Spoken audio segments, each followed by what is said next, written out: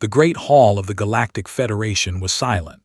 3,000 representatives from 500 worlds watched as the human delegation entered through the massive doors. The humans walked slowly, their footsteps echoing in the vast space. They were few in number, only 7 individuals, and they looked tired. Their clothes were simple, their faces worn from months of war. High Ambassador Zeltrix of the Vorn Collective stood at the central podium. His 4 arms were folded across his chest, and his gray skin seemed to glow under the bright lights. He had waited a long time for this moment. The humans had fought well, he admitted to himself. They had fought better than anyone expected, but now their fleets were broken. Their colonies were burning. Their homeworld, the small blue planet called Earth, was surrounded by 10,000 warships. "Humans of Earth," Zeltrix said, his voice filling the hall through the translation devices. "You have been called here to accept the terms of your surrender. The war is over. You have lost." The leader of the human delegation stepped forward. She was a woman with gray hair and sharp eyes. Her name was Admiral Sarah Chen, and she had commanded the last major human fleet before it was destroyed. She had lost her ship, her crew, and her family in the war. But she still stood straight, and she still met the eyes of every alien in the room without fear. "We have come to hear your terms," she said. "That is all." Zeltrix smiled, showing rows of small, sharp teeth. "Very well. The terms are simple. First, humanity will surrender all remaining military vessels and weapons. Second, humanity will pay reparations to all species harmed in this conflict. The amount will be determined by the Federation. Third, the human population will be reduced to a sustainable level of 500 million individuals. The excess population will be relocated to labor colonies. Fourth, human space travel will be forbidden for the next 500 years. Fifth, all human leaders who participated in the war will be tried for crimes against the Federation. The hall was quiet. Many of the representatives nodded their approval.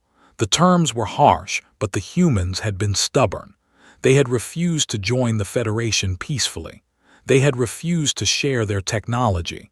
They had refused to follow the rules that governed all civilized species.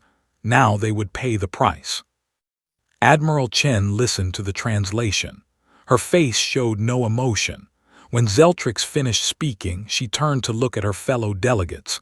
They were all old soldiers, all survivors of the war. They had discussed this moment many times. They knew what was coming. "These terms are not acceptable," Chen said. A wave of whispers passed through the hall. Zeltrix's smile faded. He leaned forward, his 4 eyes narrowing. "You do not have the luxury of refusing," he said.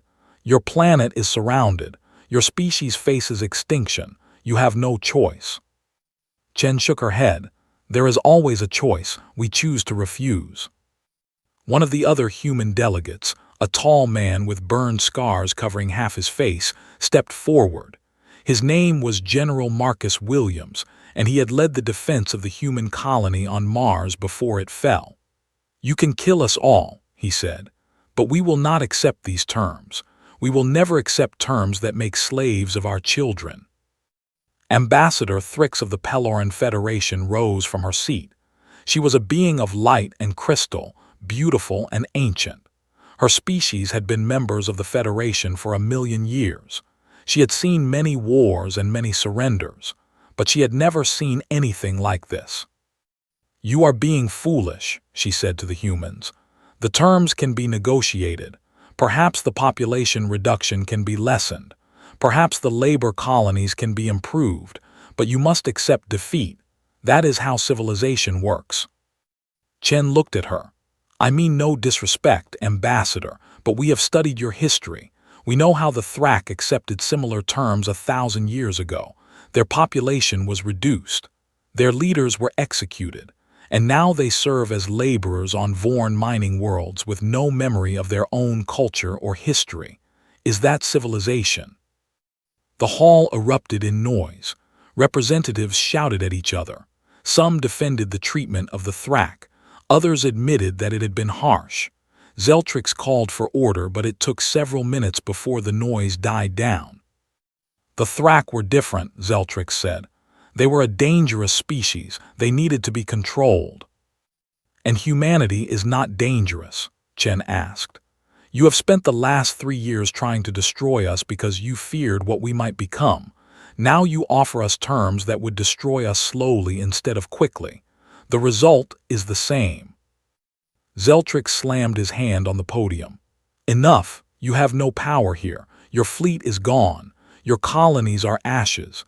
You stand in the heart of Federation space, surrounded by enemies. What do you hope to achieve with this display of stubbornness? Chen reached into her coat. Several guards raised their weapons, but she only pulled out a small device. It was old and worn, covered in scratches and dents.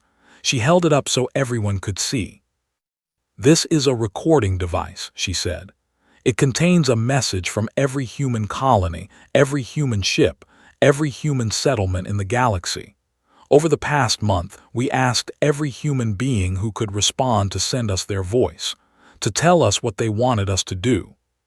She pressed a button on the device. A voice filled the hall.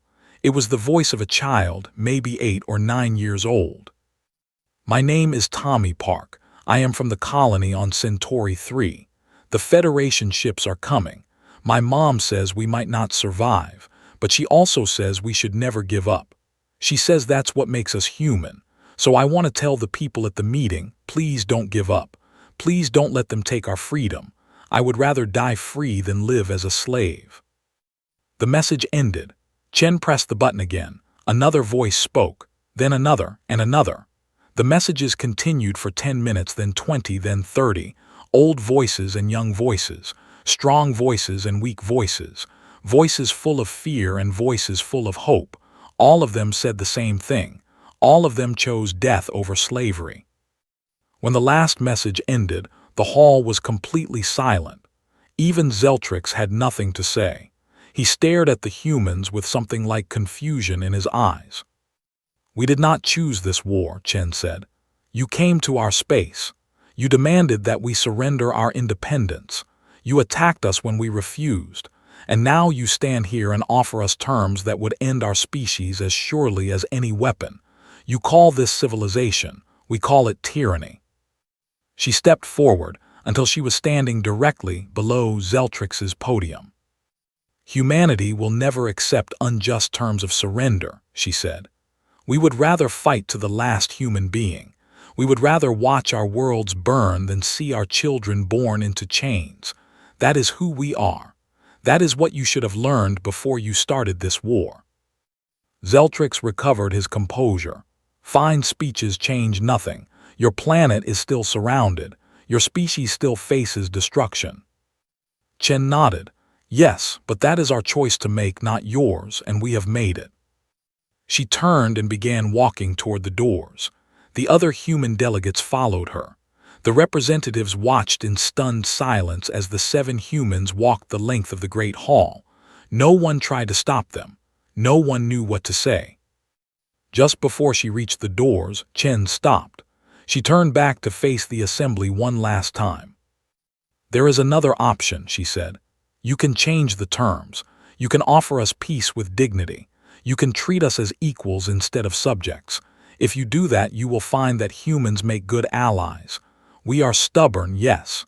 We are sometimes foolish. But we are also loyal and brave, and we never forget those who treat us fairly.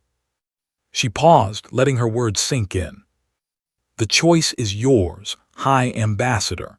You can have peace with a proud species, or war with a desperate one. But you cannot have our surrender on terms that would destroy our soul. That is not something we will ever accept. Then she walked through the doors, and they closed behind her with a sound like thunder. The Galactic Federation had never been more divided. Representatives argued for hours after the humans left. Some demanded immediate attack. Some called for new negotiations. Some questioned why the war had been started in the first place. The great powers that had ruled the galaxy for thousands of years suddenly found themselves uncertain. And far away on the small blue planet called Earth, 8 billion humans looked up at the stars and waited. They knew what might be coming. They knew they might all die. but they also knew that they had made their choice, and they were proud of it. That night in every human city and town and village, people gathered together. They held hands. They sang songs.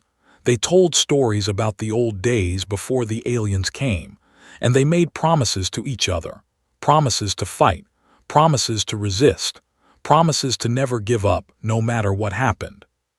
Humanity had faced extinction before. They had survived ice ages and plagues and wars that killed millions. They had always come back. They always would. Because that was what it meant to be human. 3 days passed after the meeting in the Great Hall. The Federation fleet remained in position around Earth. 10,000 warships, representing the combined military might of 500 worlds, waited for orders that never came. The captains and admirals were confused. They had expected the war to end quickly. They had expected the humans to surrender once they saw the hopelessness of their situation. Instead, the humans were preparing to fight. High Ambassador Zeltrix stood in his private chambers on the flagship of the Vorn fleet. The room was dark, lit only by the glow of communication screens. He was receiving reports from across the galaxy, and none of them were good. "The human colonies in the outer reach are resisting," said General Thorax, his military commander. "We destroyed their defenses, but they are fighting with personal weapons. Every building, every street, every room. Our soldiers are taking heavy casualties." "How is that possible?" Zeltrix demanded.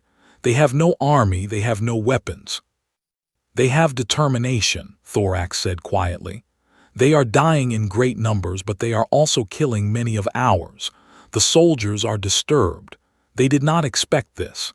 They expected the humans to surrender after we showed our strength. Instead, the humans are fighting harder than ever." Zeltrix turned to another screen. "What about the mining colony on Kepler 7? "Gone," Thorax said. "The humans destroyed it themselves rather than let us take it. They collapsed the mines and killed themselves in the process. 5,000 humans dead by their own hands." "That is madness," Zeltrix said. "That is humanity," Thorax replied. Another screen activated. It showed Ambassador Thrix, the ancient being of light who had spoken at the Great Hall. She looked troubled. "High Ambassador, I have been reviewing the records of our previous conquests," she said. "I believe we may have made a mistake with the humans." "What kind of mistake?" Thrix hesitated. "The terms we offered them. They were based on our standard procedures for dealing with conquered species. But humanity is not a standard species. They have a quality that we did not fully understand." "What quality?" "I do not know the exact word in their language. They call it spirit or soul or sometimes heart. It is the thing that makes them fight when fighting is hopeless. It is the thing that makes them refuse surrender even when surrender is logical. Other species have this quality in small amounts, but humans seem to have it in abundance. It runs through their entire culture, their entire history. They celebrate those who refuse to give up. They tell stories about those who fought against impossible odds. This is not just stubbornness. This is something deeper." Zeltrix waved a hand dismissively. "Spirit does not stop weapons.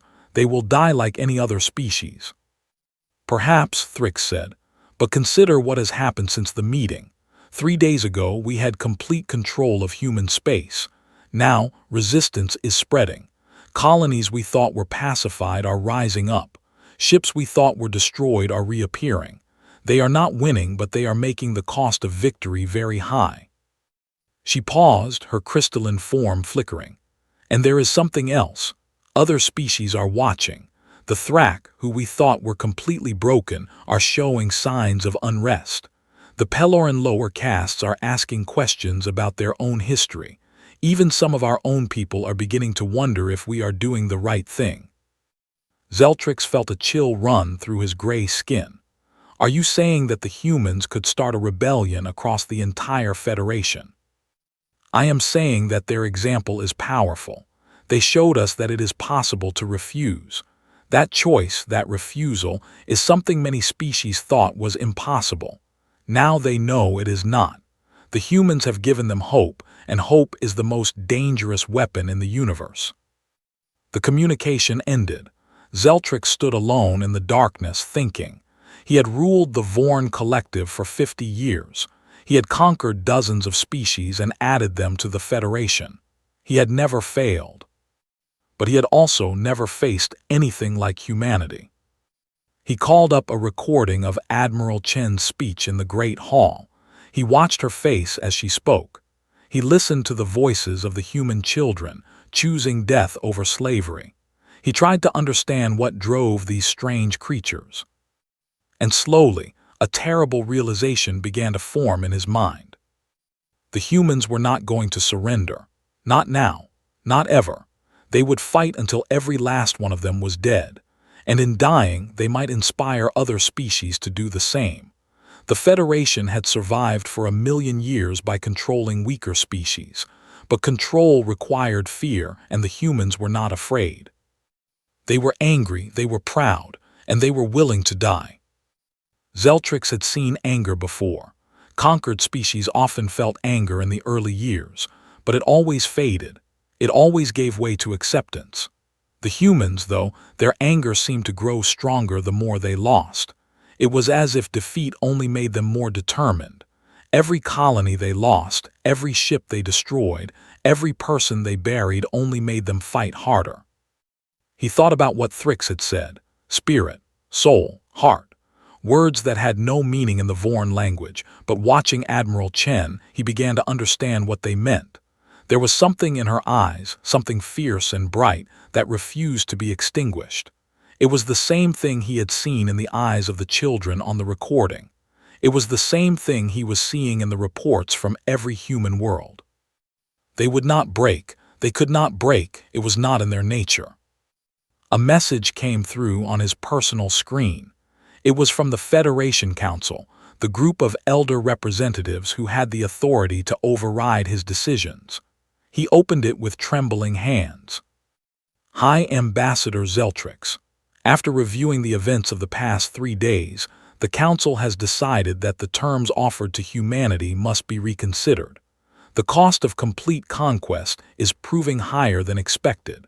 The Council requests that you open new negotiations with the human delegation. You are authorized to offer more favorable terms. Zeltrix read the message 3 times. In 50 years, he had never been overruled by the Council. He felt something he had not felt in decades: humiliation. But beneath the humiliation there was something else, something that might have been relief. He had seen the destruction his fleet could cause. He had ordered the deaths of millions, but even he had limits. Even he wondered in the quiet hours of the night if what he was doing was right. Maybe, just maybe, this was an opportunity to end the bloodshed. He began drafting a message to Admiral Chen. On Earth, the humans were preparing for battle. The cities had been emptied. The civilians had moved to underground shelters that had been built in secret over the past 3 years. The soldiers who remained above ground knew they were probably going to die. They accepted this. They were ready. In the command center beneath the old city of Geneva, Admiral Chen was reviewing the final defense plans. The screens around her showed the positions of the Federation fleet, the locations of human defensive batteries, the estimated time until the attack began. Everything looked hopeless, but she had learned long ago that hopeless was just another word for difficult. General Williams entered the room. He was carrying 2 cups of coffee, one of which he handed to Chen. Any word from above? Chen shook her head. Nothing new. They're still sitting there waiting. Waiting for what? I don't know. Maybe they're trying to figure out why we're not giving up. Williams smiled grimly. They don't understand us. They never did. Chen took a sip of her coffee. It was bitter and cold, but she didn't care. Coffee was one of the few luxuries they had left. Do you remember what my grandfather told me when I was a little girl? You've never mentioned your grandfather. He fought in the last great war on Earth before we ever met the aliens. He was captured by the enemy and held for 2 years. They tried everything to break him: torture, starvation, psychological tricks, but he never gave in, never told them anything important. She stared at the screens, but her eyes were looking at something far away.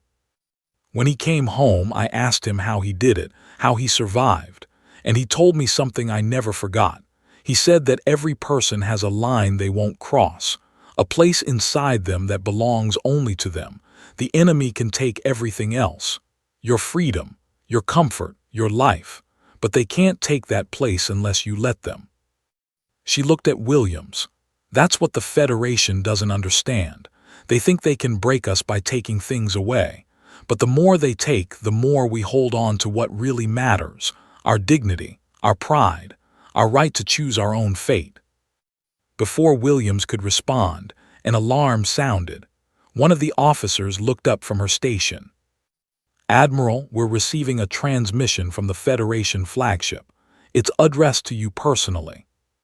Chen set down her coffee, put it on the main screen. The face of High Ambassador Zeltrix appeared. He looked older than he had at the Great Hall, as if the past 3 days had aged him years. His 4 eyes were tired, and his gray skin had lost its glow. "Admiral Chen," he said, "I am contacting you to request a new meeting.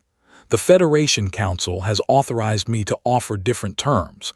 I believe we may be able to find a solution that does not require the destruction of your species."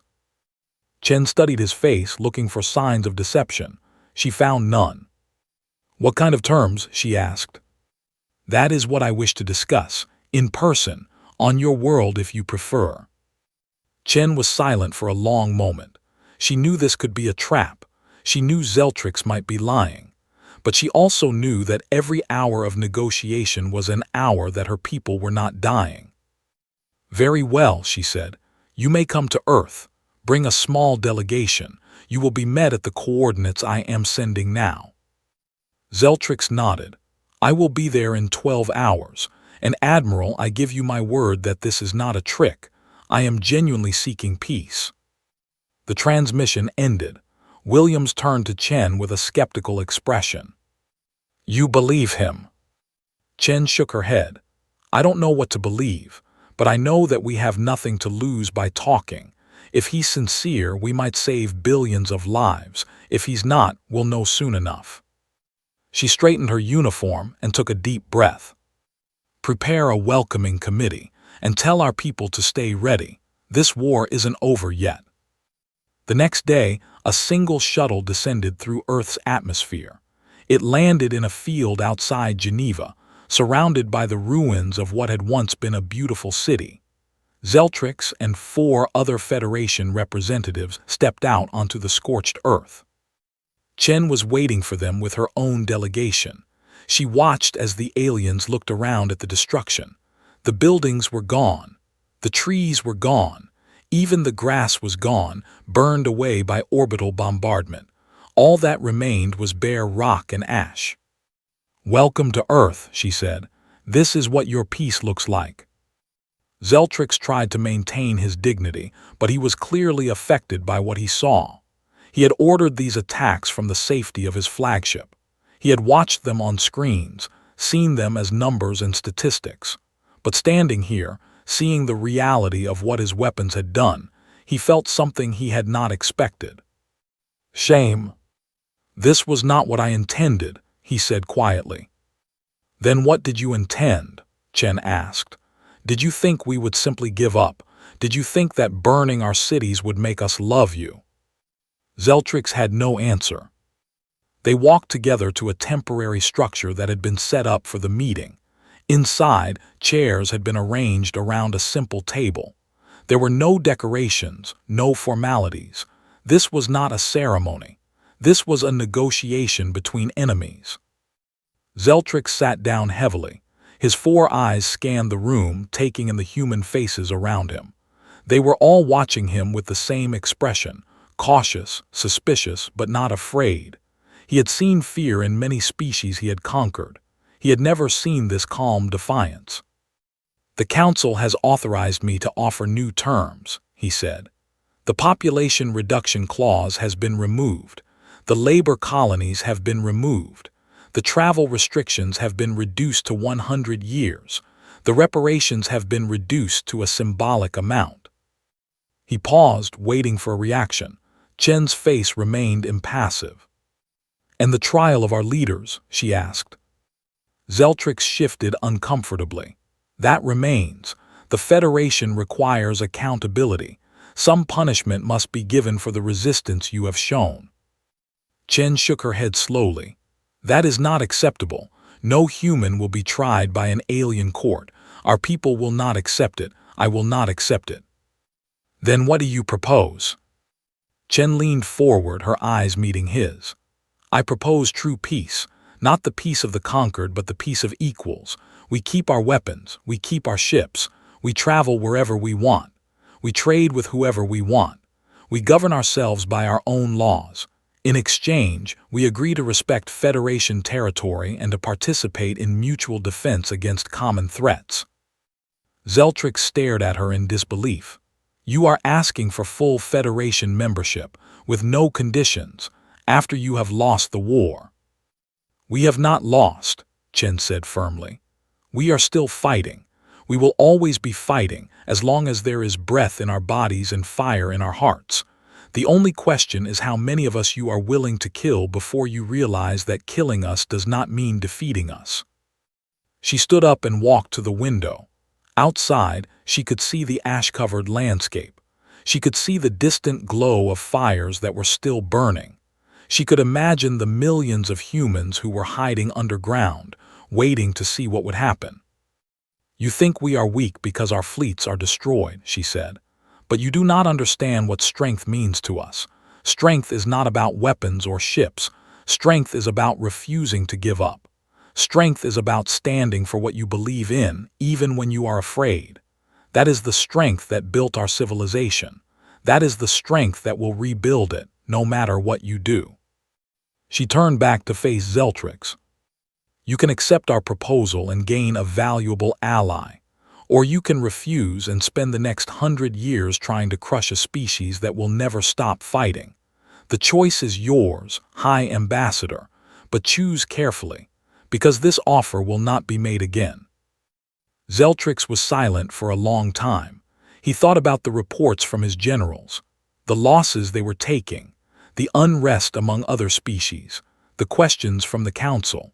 He thought about the faces of the humans around him, the quiet determination in their eyes.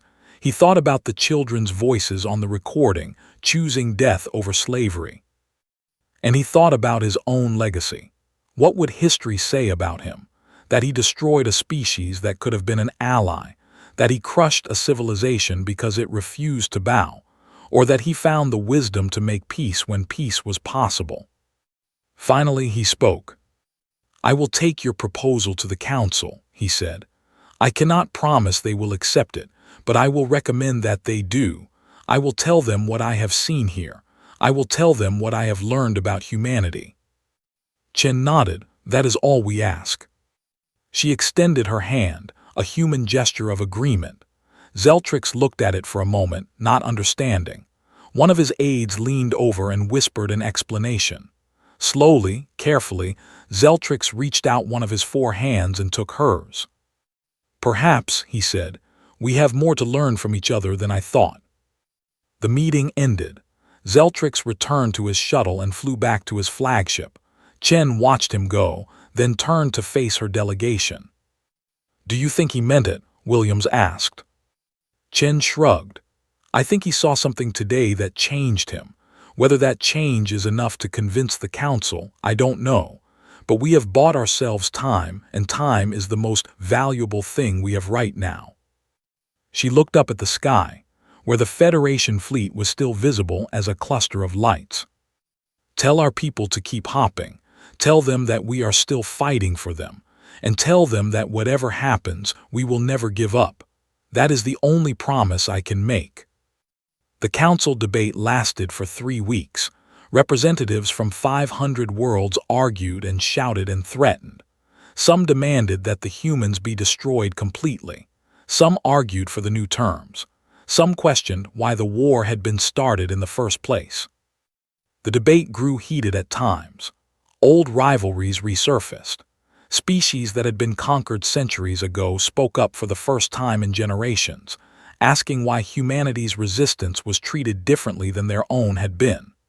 The Thrak representative, who had been silent for 1,000 years, stood and demanded to know why his people had been enslaved while humans were being offered freedom.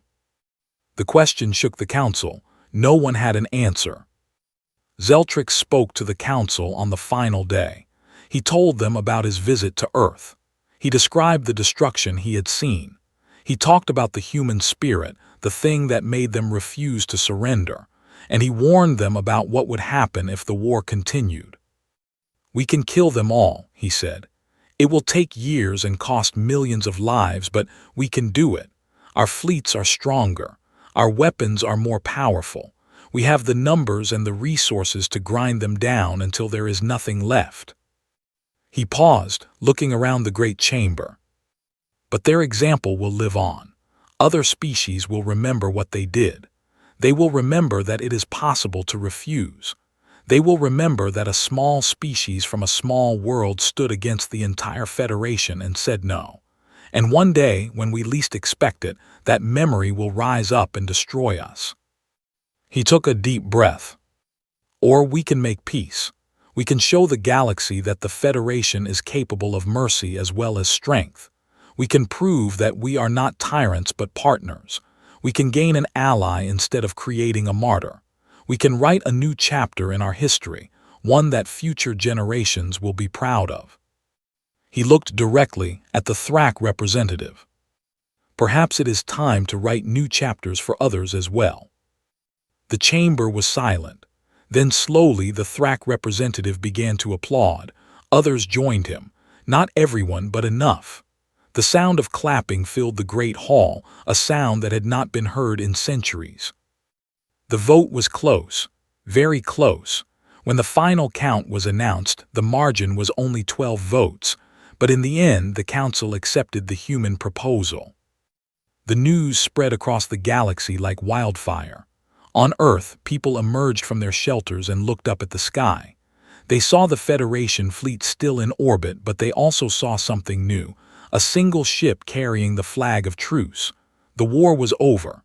They had survived. Admiral Chen stood in the ruins of Geneva and watched the celebrations. People were crying and laughing and hugging each other. Children were running through the streets, not understanding what had happened, but sensing that something important had changed. General Williams came to stand beside her. "We did it," he said. "I still don't quite believe it." Chen nodded. "We did it, but the hard work is just beginning. We have to rebuild everything. Our cities, our fleets, our trust in ourselves." "That won't be a problem," Williams said. "After what we've been through, nothing seems impossible anymore." Chen smiled. It was the first real smile she had allowed herself in years. "No, it doesn't." Over the following weeks, the terms of the peace were finalized. Humanity became a full member of the Galactic Federation, with all the rights and responsibilities that entailed. Their delegates took their seats in the Great Hall. Their ships began traveling to distant stars. Their culture and ideas spread across the galaxy. But they never forgot what had happened. They never forgot the months of fear and desperation. They never forgot the friends and family they had lost, and they never forgot the choice they had made. In every human school, the children learned the story of the meeting in the Great Hall. They learned about Admiral Chen and General Williams and all the others who had stood firm when everything seemed lost. They learned about the voices on the recording device, the children who had chosen death over slavery. And they learned the lesson that their ancestors had taught them, the lesson that had saved their species. Humanity never accepts unjust terms of surrender. Never, not once, not ever. Because some things are worth fighting for, some things are worth dying for, and freedom is one of them. The years passed, the decades passed, the centuries passed. Humanity grew and prospered. They built new worlds and discovered new wonders. They made friends and enemies across the galaxy. They had more wars and more peaces, more triumphs and more tragedies. But through it all, they remained true to themselves. They remained stubborn and proud and free. They remained human. And the galaxy was never quite the same. The Federation changed as well. The Thrak were granted their freedom, allowed to rebuild their culture and reclaim their history. Other species followed. The old ways of conquest and domination gave way to new ideas of cooperation and partnership. It was a slow process, sometimes painful, often resisted, but it happened. And everyone knew where it had started. Everyone knew who had lit the spark. 1,000 years after the Great Meeting, a young human historian named Maya Torres traveled to the Vorn homeworld. She wanted to see the place where the decision had been made, the chamber where Zeltrix had finally agreed to peace. She found it largely unchanged. The Great Hall still stood, still hosting meetings of the Federation Council, but now there were human delegates sitting in the seats of honor. Now there were human flags hanging from the walls alongside those of every other member species. Now there were human words inscribed on the monuments, words about courage and freedom and the power of choice. Maya walked through the hall slowly, taking everything in. She imagined Admiral Chen standing where she now stood, refusing to accept unjust terms. She imagined the silence that had followed, the shock on the faces of the alien representatives. She imagined the moment when everything had changed. Outside the hall, she found an old Vorn sitting on a bench in the garden. He was ancient, his gray skin wrinkled and his 4 eyes dim. But he looked up when she approached, and there was still a spark of intelligence in his gaze. "You are human," he said. It was not a question. "Yes," Maya replied. "I am a historian. I came to see where it happened." The old Vorn nodded slowly. "I was there, you know, 1,000 years ago. I was a young aide to High Ambassador Zeltrix. I saw your Admiral Chen refuse the surrender. I saw her walk out of those doors." Maya sat down beside him, her heart racing. What was it like? The old Vorn was quiet for a long time. When he spoke, his voice was soft, almost reverent. "We thought we understood the universe. We thought we knew how things worked. Strong species rule, weak species serve. That was the way it had always been. That was the natural order." He paused, his ancient eyes looking at something far away. "Then we met the humans, and we learned that strength has many forms. We learned that the willingness to die for something can be more powerful than the ability to kill. We learned that a species can be defeated in battle but never conquered in spirit." He turned to look at Maya directly. "Your ancestors taught us something that day. They taught us that there is a line that should never be crossed, that there are terms that should never be offered, that true civilization is not about power but about respect, about recognizing the dignity in every being, even your enemies."